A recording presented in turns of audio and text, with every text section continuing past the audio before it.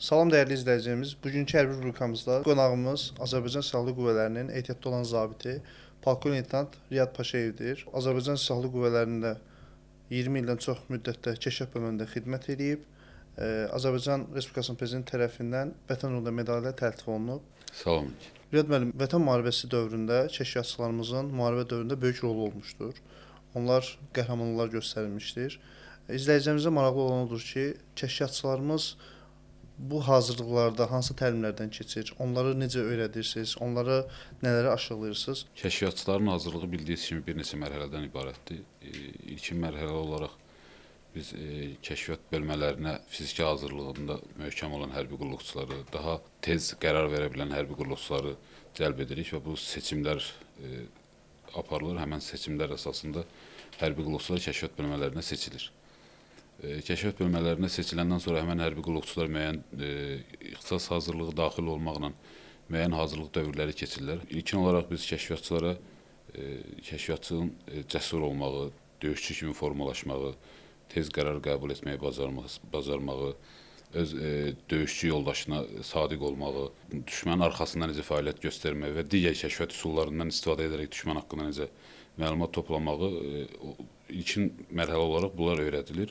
Sonraki mərhələlərdə bir döyüşçü olaraq onların formalaşması üçün digər tədbirlər görülür. Vətən müharibəsinə qədər kəşfiyyatçıların hazırlığında biz uzun bir yol keçdik və onları Vətən müharibəsinə hazırladıq. Bildiyimiz kimi kəşfiyyat yeganə döyüş növüdür ki, heç zaman dayandırılmır, daim aparılır və kəşfiyyatçıların hazırlığı da onunla bərabər gedir, paralel gedir. Daim kəşfiyyatçı hazır olmalıdır, daim kəşfiyyatçı düşmən haqqında məlumat toplamalıdır, məlumatlar yenilənməlidir və bu məlumatlar vaxtı-vaxtında komandanlığa çatdırılmalıdır. Bütün bu məlumatları toplamaq üçün kəşfiyyatçıların hazırlığı çox vacib şərtdir. Vətən müharibəsinə qədər biz kəşfiyyatçıların hazırlığı üçün çox demək olar ki, günlər sərf elədik, çox dərslər keçdik. Əsasən də kəşfiyyat bölmələrində olan kəşfiyyatçı hərbi qulluqçuların düşmən haqqında məlumat toplamaları hansı qaydada təşkil olunur, aparılır, onları biz onlara öyrətdik. Yeni gəlmiş kəşfiyyat texniki vasitələrinin istifadə qaydalarını öyrətdik. Onları müxtəlif təlimlərdə, müxtəlif kurslarda iştirak etməklə daha dərindən o biliklərə yiyələnməyini təşkil etdik. Və kəşfiyyat qruplarının düşmən arxasında fəaliyyətini biz kəşfiyyat qruplarına öyrətdik və bu uzun bir mərhələ idi. Həmən mərhələnin sonunda biz onun nəticəsini Vətən müharibəsində kəşfiyyatçıların necə qəhrəmancasına döyüşdüyünü, necə cəsur döyüşçü kimi düşmən arxasında fəaliyyət göstərdiyini və kəşfiyyat müşahidə vasitələrinin, texniki müşahidə vasitələrinin fəaliyyətinin nəticəsini, bəhrəsini görmüş olduq. Belə bir söz var, deyir kəşfiyyatçılar görünməyən cəbhənin əsgərləridir. Bütün hər kəsə məlum olduğu kimi biz Vətən müharibəsini qazandığımız müddətdə orada bütün Azərbaycan ordusu olaraq bütün bölmələrin fəaliyyəti vardı. Hər bir ixtisası ayrı-ayrıda qiymətləndirmək olar. Amma siz kəşfiyyatçı olduğunuz üçün sizə soruşmaq istəyirəm. 27 sentyabrdan sonra döyüşlər ərəfəsində kəşfiyyatçıların rolu nədən ibarət oldu? Onların istər fərdi olaraq şəxsi şücaətləri, istər bölmə tərkibində şəxsi şücaətləri nədən ibarət idi? Bu müharibədən xatırladığınız hər hansı bir səhnə ola bilər, hansısa bir dövr ola bilər. Bunları danışardınız bizə. Vurğulamaq istəyirəm ki, müharibənin başlanmasının ilk aşkar edən də bizim kəşfiyyat bölmələri oldu. Yəni düşmənin təxribatını aşkara çıxardan və düşmənin daha iri miqyaslı hücumlara hazırlaşmağının aşkara çıxardan da bizim kəşfiyyat bölmələri oldu. Kəşfiyyat müşahidə postları oldu, kəşfiyyat vasitələri oldu. Və müharibə başlanan gündən kəşfiyyat bölmələrinin fəaliyyəti Cənab Nazir tərəfindən də yüksək qiymətləndirilib. Kəşfiyyat bölmələrinin fəaliyyəti çox oldu. Düşmənin ilkin olaraq birinci eşalonun yarılmasında bizim kəşfiyyat bölmələrimiz böyük rol oynadı. Qəhrəmancasına döyüşlər və ilk günlərdə kəşfiyyat bölmələrinin o şücaəti nəticəsində, cəsurluğu nəticəsində biz düşmənin illərlə mif kimi yayılmış o Ohanyan səddini yara bildik. Düzdür, biz həmən vaxtlar kəşfiyyat bölmələrindən çoxlu şəhidlər və çoxlu yaralılar verdik. Amma kəşfiyyat bölmələrinin qarşısına qoyulmuş tapşırığı tam olaraq yerinə yetirdik. Bunu tam əminliklə deyə bilərik. Üstündən 5 il belə keçsə də, hələ də kəşfiyyatçıların həmən döyüşlər vaxtı göstərdiyi o şücaəti silahlı qüvvələrimizdə, istər respublika səviyyəsində hər kəs vurğulayır. Müharibə başlanan gündən mən də həmən vaxtı Ensaylı Hərbi hissənin kəşfiyyat bölmə rəisi vəzifəsində xidmət edirdim. bizim müharibənin başlaması ilə kəşfiyyat bölmələrinin fəaliyyəti başladı. Demək olar ki, bütün kəşfiyyat qüvvə vasitələri tam səfərbər olundu. Bütün texniki müşahidə vasitələr hamısı işləv vəziyyətə gətirildi və düşmən haqqında fasiləsiz olaraq yenilənmiş məlumatlar əldə olunmağa başladı. Bununla bərabər bizim kəşfiyyat bölmələrində olan kəşfiyyat qruplarımız artıq fəaliyyətə başladı düşmən haqqında məlumat toplamağa və mən rəhbərlik etdiyim kəşfiyyat qrupları ilə Tap-Qaraqoyunlu, Talış, Suqovuşan istiqamətindən döyüşlərə qatıldıq. Mən həmən vaxtı Ağdam istiqamətində kəşfiyyat rəisi idim, amma korpus komandirinin müvafiq sərəncamına əsasən mən tabilimdə olan kəşfiyyat bölümündən biz Talış istiqamətində döyüşə qatılmalı olduq. İlk döyüşümüz bizim başladı. Hamının Mübariz İbrahimov kimi tanıdığı milli qəhrəmanımızın şəhid olduğu mübariz postunda. Daha doğrusu biz ora göndərilərkən bizim yuxarı rəhbər tapşırıq qoydu ki, həmən mövqe götürülməlidir ki, bizim bölmələrimiz artıq Talış və Suqovuşana rahat girə bilsinlər. Və bu tapşırıq təbii ki, kəşfiyyat bölmələrinə qoyulmalı idi. Biz bunu normal qarşıladıq və tapşırığı yerinə yetirmək üçün fəaliyyətə başladıq. Bizimlə bərabər digər bir kəşfiyyat bölməsi də orada fəaliyyət göstərirdi həmən vaxtı. Biz də onlara dəstək şəklində gedib dəstəyə çatdıq və birlikdə həmən mövqeyin ələ keçirilməsində bizim kəşfiyyat bölmələrimiz böyük şücaət göstərdi. Düzdür, biz həmən mövqeyin ələ keçirilməsində şəhid verdik. Mənim snayper hərbi qulluqçum şəhid Elçin Hüseynov orada şəhid oldu, qəhrəmancasına şəhid oldu.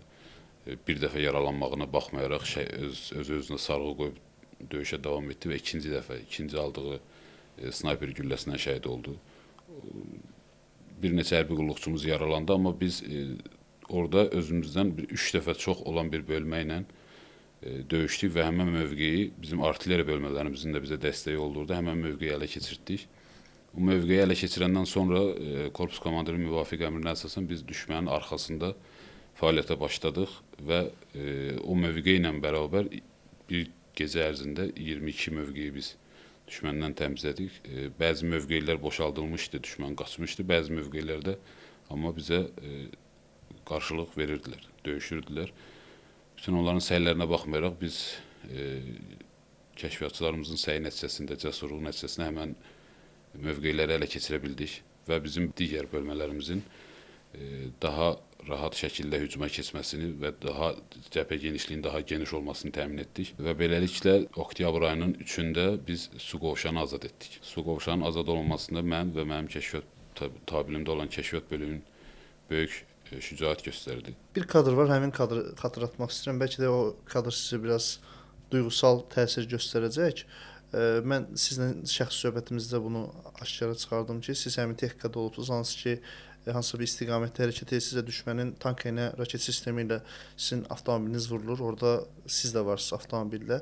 Baxın, o anı necə xatırlayırsınız? Orada hansı duyğuları yaşadınız? Orada bilmirəm, hansı hərbi qulluqçunuz şəhid oldu mu? Mütləq ki, yaralananlar var. O duyğuları necə yaşayırsınız? Orada hansı reaksiyanı göstərdiniz? Orada nələr elədiniz? O mövzu haqqında zəhmət olmasa danışardınız biraz. Bəli, əslində o mövzu çox da xatırlamaq istəmədiyim bir mövzudur, amma əfsuslar olsun ki, biz onu ömrümüzün sonuna kimi xatırlamalı olacağıq. Oktyabr ayının 4-də biz ayın 3-də Suqovuşanın azad olunandan sonra düşmən arxasından geri qayıtdıq.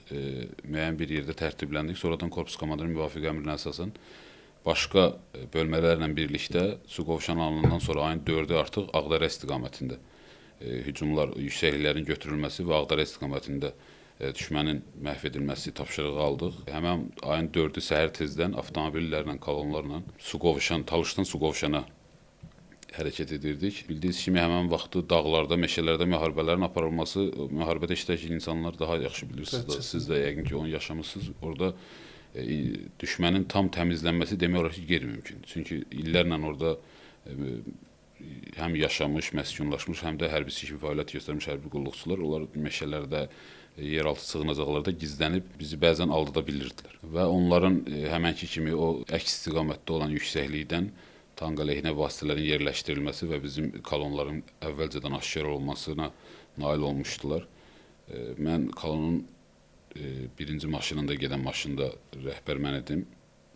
Həmən vaxtı bizim maşınımızda 22 kəşfiyyatçı vardı. Mənlə və sürücü 24. 24 kəşfiyyatçı vardı. Sakit şəkildə kolonlarla hərəkət edirdik. Birinci maşın mənim maşınım, mən oturduğum maşınıdır.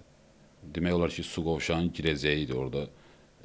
Yəqin ki, görənlər var, təzə yol çəkiblər, həmən yolun üstü idi elə. Bir anlıq bir partlayışa ayıldıqda elə bir ki, tank əleyhinə raket vasitəsilə bizi vurdular və orada 3 şəhid, 17 yaralı verdik. Özüm daxil olmaqla hərbi qulluqçulardan 17 nəfər yaralandı. 3 şəhidimiz oldu. 2 hərbi qulluqçumuz yaralanmamışdı və həmən 2 hərbi qulluqçunun köməyi vasitəsilə biz həmən gün oradan yaralılarımızı, şəhidlərimizi çıxarda bildik. Həmən gün bizim kəşfiyyat qruplarının 3 müddətdən artıq hərbi qulluqçusu Seyidov Əli, müddətdən artıq hərbi qulluqçusu Seyidov Əli orada şəhid oldu. Heydarov Ehtiram orada şəhid oldu. Çətin bir anlarıdır. Özüm də ağır yaralanmışdım. Ən çətin odur ki, qərar vermək mənim üzərimə düşürdü. Çünki rütbəlisiniz. Bəli, rütbəli mən idim. Yaralılar çox. Arxadan gələn, bizə köməyə gələn, dəstəyə gələn bölmələri də həmən vaxtda artilleriya atəşinə tutdu düşmən orada. Onlardan da digər hərbi qulluqçularımız da yaralandı. Həmən günü bir 40-a yaxın hərbi qulluqçumuz yaralandı. Bir 10-dan çox hərbi qulluqçumuz şəhid oldu. Orada qərar vermək, yaralıları, o hərbi qulluqçuları o döyüş sahəsindən çıxartmaq çox çətin idi. Çünki hər kəs bir nəfər kimi kömək istəyirdi. Hər kəs kömək istəyirdi, amma kömək etmək də mümkün deyildi. Çünki çəkilişdə o video kadrlarda yəqin görürsünüz ki, düşmən bizi vurandan sonra dayanmır. Digər artilleriya vasitələrlə dayanmadan oraya atəş açır. Biz demək olar ki, 2 saata yaxın artilleriya atəşi altında qaldıq. Yaralılar və şəhidlərlə. Bəli, 2 saata yaxın biz orada artilleriya atəşinin altında qaldıq. 2 saatdan sonra artıq biz onların yerini aşkar edəndən sonraki istiqamət hansı istiqamətdən bizi atırlar, hardan bizi vururlar. Biz onları bizim yuxarı qərargaha məlumatlar ötürəndən sonra bizim artilleriya bölmələrimiz başladılar həmən düşmənin artilleriya bölmələrini atəş altına almağa və biz oradan çıxmağa nail olduq. Allah şəhidlərimizə rəhmət eləsin. Amin. Mən sizin bir intervyunuzu izləmişdim. Orada siz çıxış yerində belə bir ifadə işlədirsiniz ki, bu istiqamətdə sağ qalan yeganə kəşfiyyat rəisi mənəm. Şəhidlər, onların xatirələri bizi hər zaman belə deyim, üzür, amma paralel olaraq da qürur hissi keçirir. Çünki nəticədə vətən torpağımız o şəhidlərin qanı bahasına işğaldan azad olunub. Bu mövzu haqqında istəyərdim qısa şəkildə danışardınız. Bəli, əslində bu kəşfiyyat rəislərinin, kəşfiyyatçıların şəhid olmağı özü bir məktəbdir. Bu onu göstərir ki, briqadanın kəşfiyyat rəisi döyüşlər vaxtı bildiyimiz kimi olmalıdır komanda məntəqəsində və oradan İdarə etməli. Bəli, kəşfiyyat qüvvə vasitələrini idarə etməlidir. Amma bizim ordumuzun kəşfiyyat bölmə rəislərinin ən böyük üstünlüyü, qəhrəmanlığı onda idi ki, onlar hər hansı bir komanda məntəqəsindən deyil, məhz əlində silah öz döyüşçüsünün, kəşfiyyatçısının yanında düşmən səngərinə, düşmən mövqelərinə hücuma keçdilər və bildiyimiz kimi kəşfiyyat rəislərimiz şəhid oldu, yaralandı. İstiqamət olaraq, bəli, həmən istiqamətlərdə bizim kəşfiyyat rəislərimizin 3-ü şəhid oldu, biri yaralandı və sonradan xidmətə artıq qayıda bilmədi, davam edə bilmədi. Kəşfiyyat rəislərinin şəhid olmağı, kəşfiyyat rəislərinin qəhrəman kimi döyüşməsi deməkdir. Onlar qəhrəmancasına döyüşdülər və əskərlərin və döyüşçülərin yanında şəhid oldular. Mən onların hər biri ilə qürur duyuram. Onlarla böyük xatirələrimiz var, çoxlu xatirələrimiz var. Biz kəşfiyyat bölmələrinin hazırlığını bir yerdə keçirdik. Döyüşdən qabaq bir neçə aylarla biz demək olar ki, gecəmizi, gündüzü bir yerdə olmuşuq. Bütün kəşfiyyat bölmələrini bir yerə yığıb, onların hazırlığını paralel şəkildə aparmışıq. Çoxlu xatirələrim var həmən kəşfiyyat bölmə rəisləri ilə. Mayor Maşiyev Asəf, Təhməzov Əli Zamin, Əsgərov Novruz, onlarla böyük xatirələrimiz var. Allah hər birinə rəhmət eləsin. Amin. Vətən sağ olsun. Müharibə bitdi. Müharibə bitəndən sonra biz belə deyək də düşməni kapitulyasiya aktı imzalatmağa məcbur etdik və bizim 3 rayonumuz savaşdan sonra, müharibədən sonra düşmən tərəfindən bizə geri qaytarıldı. Bu rayonlardan biri də Ağdam rayonu idi. Və biz bilirik ki, siz həmin rayona ilk girən bölmə ilə bərabər giribsiniz və cənab prezidentə Ağdam məruzə edən siz olubsunuz. İllər sonra Ağdama daxil olmağınız, orada həmin o düşmənin törətdiyi o qəddarlıqlar, orada yaranmış o xarabalıq, o sükut və bunu bir qalib əsgər kimi, qalib bir kəşfiyyatçı kimi, bir zabit kimi, bir rəhbər kimi orada olmağınız və bunu Azərbaycan xalqına və cənab prezidentə məruzə etməyiniz sizə hansı duyğuları yaşatdı? Orada hansı duyğuları keçirdiniz? Bunu bizə deyərdiniz. Kapitulyasiya aktına qol çəkiləndən sonra Ağdam və digər rayonların geri qaytarılması bir tərəfdən sevindirici hal kimi qeyd etmək lazımdır ki, az itki verməklə biz digər rayonlardan fərqli olaraq 3 rayonu geri qaytarmağa nail olduq. Amma 44 günlük müharibə ərzində Ağdam uğrunda döyüşlər gedib və şəhidlər vermişik. Onların haqqına girmək olmaz. Allah hər birinə rəhmət eləsin. Ağdam uğrunda güclü döyüşlər gedib. Kapitulyasiya aktına qol çəkəndən sonra Ağdama noyabr ayının 19-dan 20-sinə keçən gecə biz Ağdama daxil olduq. İlkin olaraq bizim mühəndis bölmələri bəzi yerlərdə mina sahələrini təmizləyərək mən və mənimlə bərabər kəşfiyyat bölmələrindən, öz kəşfiyyat bölməmdən olan hərbi qulluqçularım və mühəndis bölmələrindən olan bir neçə hərbi qulluqçu da bizə qoşulmaqla Ağdam istiqamətində hərəkətə başladıq.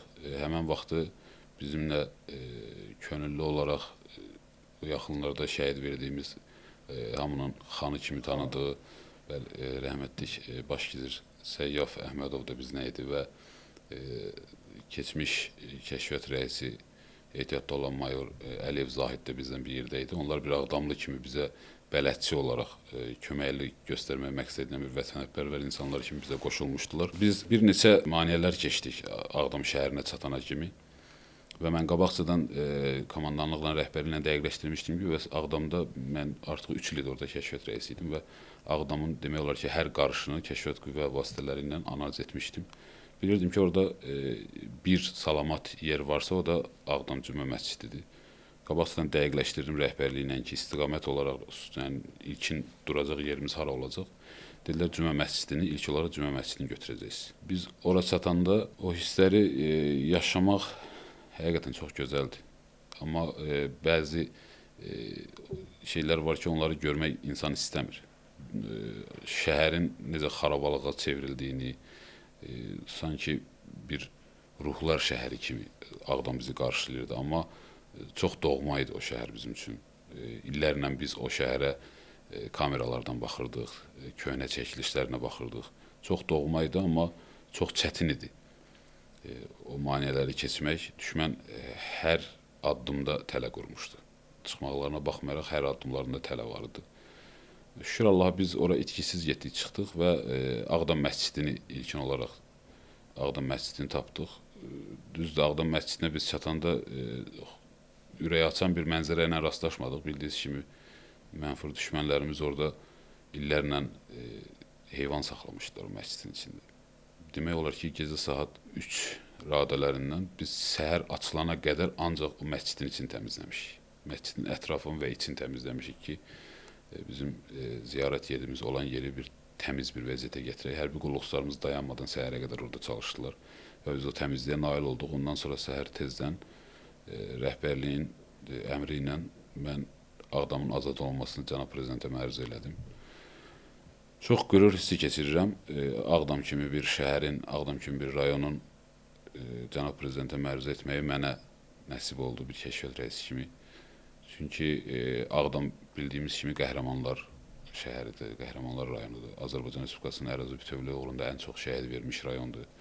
Və Ağdamın illərlə işğalda qalması bir Ağdamlılara, mən Ağdamlıların içində olan bir adam kimi onu tam əminlə deyə bilərəm ki, Ağdamlılara çox mənfi təsir edirdi.